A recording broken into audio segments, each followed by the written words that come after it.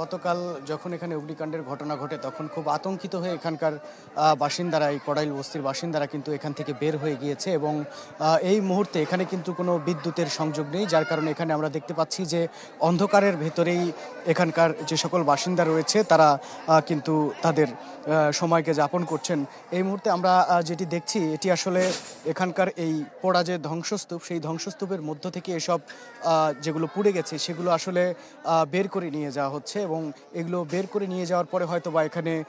নতুনভাবে কোনো থাকার জায়গার বন্দোবস্ত করা সম্ভব হবে। তবে সেটি যে কবে নাগাদ সম্ভব হবে এটি আসলে এই সকল বাড়িঘরের যে সকল মালিক রয়েছে তারাও কিন্তু বলতে পারে না, কারণ এর আগেও কিন্তু এই বস্তিতে আগুনের ঘটনা ঘটেছে এবং সেই ক্ষয়ক্ষতি কাটিয়ে উঠতেও কিন্তু অনেক সময় লেগে গেছে। ম্যাক্স, দেশের সবচেয়ে শক্তিশালী 52.5 এন গ্রেডের পিসিসি সিমেন্ট। তো এখানে যারা রয়েছেন তারা আসলে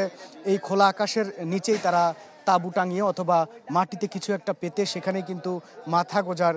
ঠাঁই হিসেবে তারা সেই জায়গাগুলোকে বেছে নিয়েছে এবং আগুনে পোড়া যে ধ্বংসস্তূপ আমরা দেখতে পাচ্ছি সেটি কিন্তু আমাদের চোখের সামনে আমরা এখনও দেখতে পাচ্ছি। এখানে ইমতিয়াজ, আরও একটি সমস্যা যেটি আসলে প্রকট আকার ধারণ করেছে, এখানকার বাসিন্দারা আমাদের বারবার এটি বলেছে, গণমাধ্যম কর্মী দেখলেই তারা সেই কথা বলছেন, আসলে খাবারের যে সমস্যা সেই সমস্যা এবং সংকট কিন্তু এখানে রয়েছে। কারণ এখানে যারা বসবাস করে তারা অত্যন্ত নিম্ন আয়ের মানুষ, তাদের মোটা অঙ্কের টাকার সঞ্চয় আসলে থাকে না, যার দরুন তাদের কাছে আর কি টাকা দিয়ে খাবার কিনে খাওয়ার মতো আর্থিক যে সংগতি সেটি বর্তমানে নেই। তবে বিভিন্ন সংগঠন যেগুলো রয়েছে, স্বেচ্ছাসেবী সংগঠন, তারা কিন্তু এখানে খাবার কিন্তু এখানকার মানুষদের দিচ্ছে। তবে যে পরিমাণ খাবার দেওয়া হচ্ছে সেটি আসলে পর্যাপ্ত কিনা সেই প্রশ্ন আসলে থেকে যায় এবং যে সকল সেবা রয়েছে বিদ্যুৎ এবং